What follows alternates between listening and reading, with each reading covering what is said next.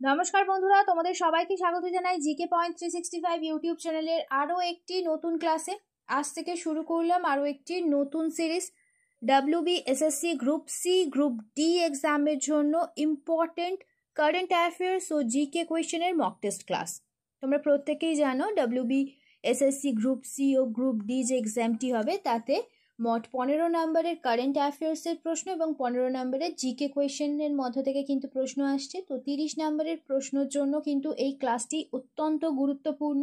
তো প্রতিদিন সন্ধ্যা 6টায় আমাদের ক্লাসটি শুরু হচ্ছে। তোমরা অবশ্যই ক্লাসটিকে রেগুলার দেখতে থাকো। প্রত্যেকটি ক্লাস কিন্তু তোমাদের জন্য ভীষণ গুরুত্বপূর্ণ, কারণ এই ক্লাসে যে সমস্ত প্রশ্ন তোমাদের সাথে আমরা আলোচনা করব সেই সমস্ত প্রশ্ন কিন্তু তোমরা কমন অবশ্যই পেয়ে যাবে কিন্তু এক্সামে।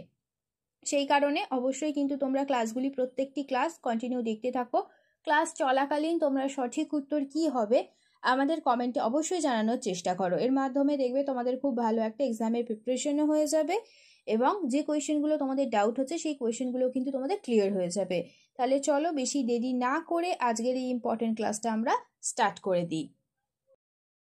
1 নম্বর প্রশ্ন দেখে নিই, কোন বিশ্বব্যাপী প্রযুক্তি কোম্পানি 25 বছর পর পাকিস্তানে তাদের কার্যক্রম বন্ধ করে দিয়েছে? সঠিক উত্তর হবে অপশন সি, মাইক্রোসফট কোম্পানিটি 25 বছর পর পাকিস্তানে তাদের কার্যক্রম বন্ধ করে দিয়েছে। নেক্সট প্রশ্ন, 2025 সালের ওয়ার্ল্ড জুনিয়র স্কোয়াশ চ্যাম্পিয়নশিপে ভারতীয় দলের নেতৃত্ব কে দিচ্ছেন? সঠিক উত্তর হয়ে যাবে অপশন সি, অনাহত সিং। নেক্সট প্রশ্ন, ভারতের প্রথম AI+ ক্যাম্পাস কোথায় স্থাপন করতে চলেছে বিটস পিলানি? সঠিক উত্তর হয়ে যাবে অপশন সি, অমরাবতী অন্ধ্রপ্রদেশে ভারতের প্রথম AI+ ক্যাম্পাস স্থাপন করতে চলেছে বিটস পিলানি। নেক্সট প্রশ্ন, কোন সংস্থা ত্রিপুরায় 9টি শিল্পাঞ্চলের অবকাঠামো উন্নয়নের জন্য ঋণ অনুমোদন করেছে? সঠিক উত্তর হয়ে যাবে অপশান সি, এশীয় উন্নয়ন ব্যাংক ADB। নেক্সট প্রশ্ন, 2025 সালে জুন মাসে ICC পুরুষদের সেরা খেলোয়াড় হলেন কে? সঠিক উত্তর হবে option D, Aiden Markram. Next দেখি, মধ্যযুগে কোন বিদেশি ভারতে আসেন? মধ্যযুগে ভারতে আসেন অপশান ই হয়ে যাবে সঠিক উত্তর, ক্যাপ্টেন হকিন্স। ক্যাপ্টেন হকিন্স এসেছিলেন মুঘল সম্রাট জাহাঙ্গীরের সময়। এরপর রয়েছে মেঘাস্তিনিস, তিনি এসেছিলেন চন্দ্রগুপ্ত মৌর্যের সময়। ফা হিয়েন আসে দ্বিতীয় চন্দ্রগুপ্তের সময়, আর ডাইমাক্স আসেন বিন্দুসারের সময়। এই তথ্যগুলি কিন্তু ইম্পর্টেন্ট। নেক্সট দেখি, নর্মদা নদের উৎপত্তিস্থল কোথায়? নর্মদা নদটি হলো পশ্চিম বাহিনী নদী একটি, তো এটির উৎপত্তিস্থল অমরকণ্টক পর্বত। অপশন ডি হয়ে যাবে সঠিক উত্তর। নেক্সট প্রশ্ন, মানবদেহের জন্য সবচেয়ে প্রয়োজনীয় খনিজ উপাদান কোনটি? মানবদেহের জন্য সবচেয়ে প্রয়োজনীয় খনিজ উপাদান ক্যালসিয়াম। নেক্সট দেখি, নৌকাডুবি উপন্যাসটি কে রচনা করেন? নৌকাডুবি এই উপন্যাসটি রচনা করেন রবীন্দ্রনাথ ঠাকুর। অপশন ডি হবে সঠিক উত্তর। নেক্সট প্রশ্ন, নিম্নলিখিত ভাষাগুলির মধ্যে কোনটি ভারতের সংবিধানের 8ম তফসিলে উল্লেখ করা নেই? সঠিক উত্তর হবে অপশন বি, নাগপুরি। এই নাগপুরি ভাষাটি কিন্তু 8ম তফসিলে উল্লেখ করা নেই। নেক্সট দেখি, নিচের মধ্যে কে ভারতের একজন বিখ্যাত স্নুকার খেলোয়াড়? সঠিক উত্তর হয়ে যাবে অপশান সি, পঙ্কজ আদবানি হলেন একজন বিখ্যাত স্নুকার খেলোয়াড়। এছাড়া সৌরভ ঘোষাল হলেন স্কোয়াশ খেলোয়াড়, শরৎ কমল হলেন টেবিল টেনিস খেলোয়াড়, আর অনির্বাণ লাহিড়ী হলেন গলফ খেলোয়াড়। নেক্সট প্রশ্ন দেখি আমরা এবার, পোষণ ট্র্যাকার অ্যাপটি কোন মন্ত্রণালয় চালু করেছে?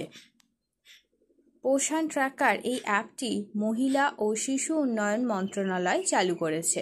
নেক্সট দেখি, 14তম দলাই লামার নতুন জীবনী গ্রন্থের শিরোনাম কি, যা 2025 সালের সেপ্টেম্বরে প্রকাশিত হতে চলেছে? ঠিক উত্তর হয়ে যাবে option C, internal light.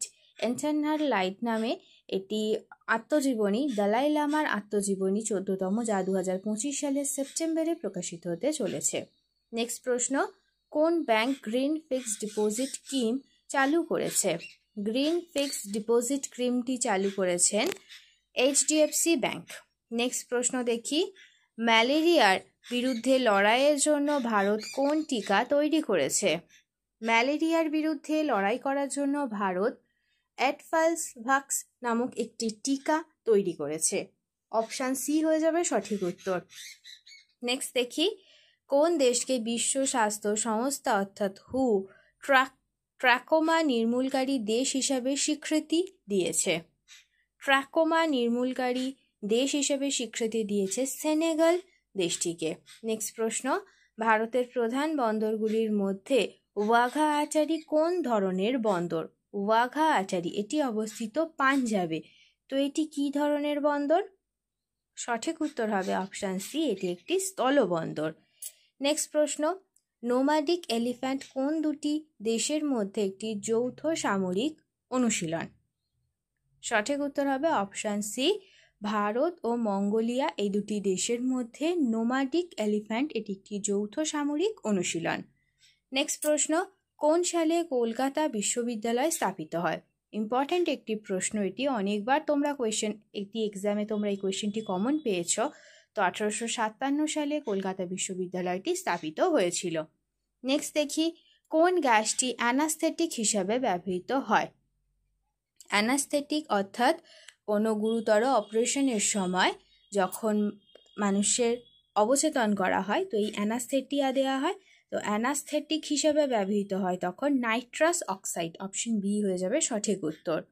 Next প্রশ্ন, জওহরলাল নেহেরু কোন আইনকে দাসত্বের নতুন দলিল নামে বর্ণনা করেন?